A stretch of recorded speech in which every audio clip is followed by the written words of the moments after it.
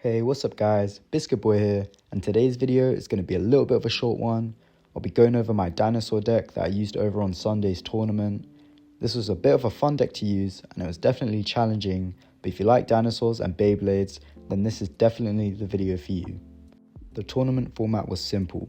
We would play up to 5 rounds with points up to 5, and whoever had the most wins, including the highest point difference, would win.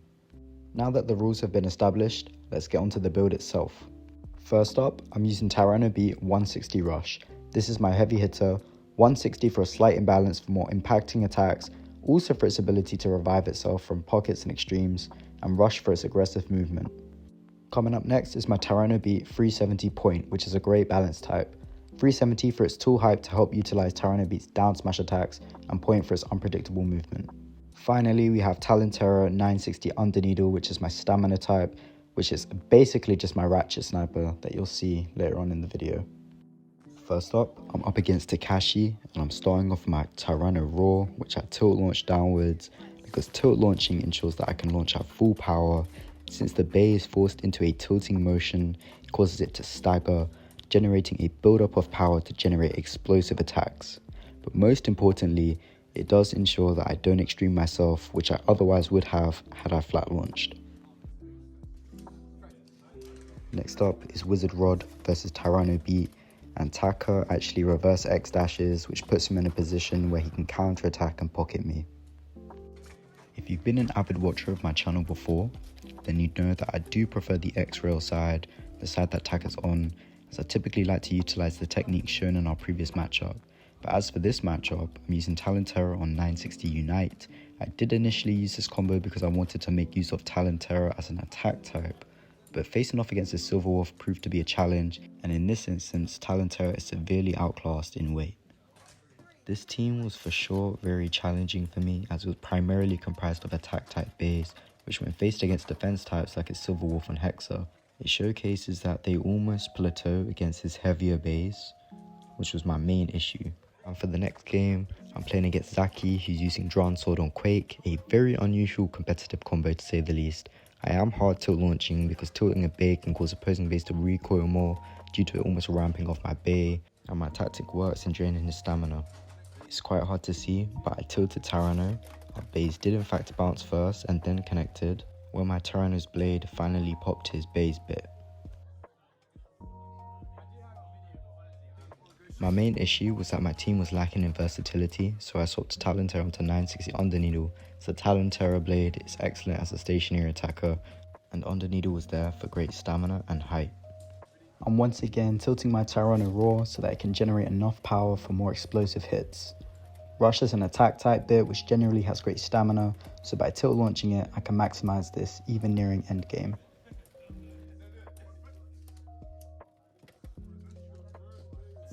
I use my stamina type Talon Terror for an almost guaranteed spin finish. Because this bay is so light, it produces a lot of recoil, making it a great stationary attacker. However, this also makes it susceptible to running rampant on the X rail, hence why I swapped to a string launcher for a more controlled and precise launch. And to finish things off, I sent out the ace on my team, Tyranno Beat, a balanced type bay that when tilt launch produces great downward smash attacks needed for bursting and destabilizing bays. I'm up against Mimi, who's notoriously using her famous blue Phoenix wing. It's on the same combo, 160 Rush, except Raw is slightly lighter and with blunted off edges, making Phoenix a superior attacker. So to combat this, I did tilt launch and pulled out full force again to generate enough force needed to outspin her blade. I'm not sure if this is just something that I do, but I'm currently playing on my weaker side of the stadium, and I tend to play with ripcord, so sometimes I aim for the top corner and I try to ricochet my blade into doing a reverse X dash motion. I think for Talon Terror, it would have been better to stick to string for easier controlled light launches to prevent recoiled hits that ended up pocketing me. I think in almost any mirror matchup like this, or even close mirror matchups like this, the best thing you can do is just to launch it as hard as possible in hopes that you can outspin your opponent's blade, because if you are both using identical blades, then performance-wise, it will almost be the same, so that's where human physical strength comes into play to sway the influence of the outcome. I'm once again going in for a tilted attack launch where I can just go for those explosive hits and seems to be doing the trick against her Cobalt Drake, which is relatively light. I do end up pocketing her momentarily and that drains her stamina. I'm now playing against Raw, who's actually the tournament organizers for this event, and I once again go for a tilt launch. You are going to see me doing that a lot, and tilt launching is great for also ratchet sniping. Funnily enough, he's actually using a Dinosaur deck as well. I think the only difference is he's using the green Tyranno beat, I'm using the red one. His Tyranno Raw actually extreme finishes me, but can I make a comeback? Let's see. Originally, I would light launch on string with Talon-Terror, but because I'm playing against Talon-Terror as well, but on ball, he could potentially out-stamina me, but I tried going for the more aggressive route, which actually works out for me, and I extreme finished him.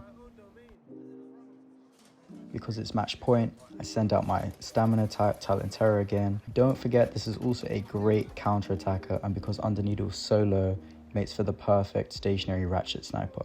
So for this event, it was actually played up to rounds of 5, so this would technically be my last and final game. But I tilt launched it like crazy, and as you can see, it's working out because it seems like it's destabilizing him. Time to showcase my ability as a blader. Use my reverse drop launch technique. It's literally building up, as you can see right there. I circle around and I get that pocket. He's currently 3-0, but it's time to end things. I'm playing against his Dragoon using my Talon-Terror, a stationary attacker that does its job perfectly as I just ratchet burst it right there.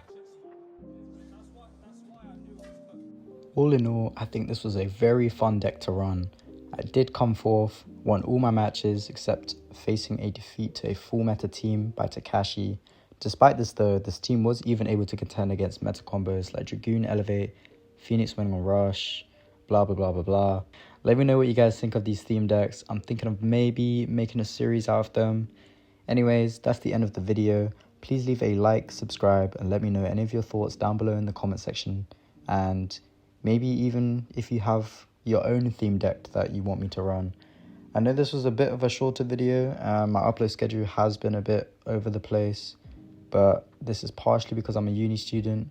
I have deadlines around the corner, but after that, I promise you can bet that content will be consistently being posted. That's all I really had to say, guys. Thank you guys for watching, and bye.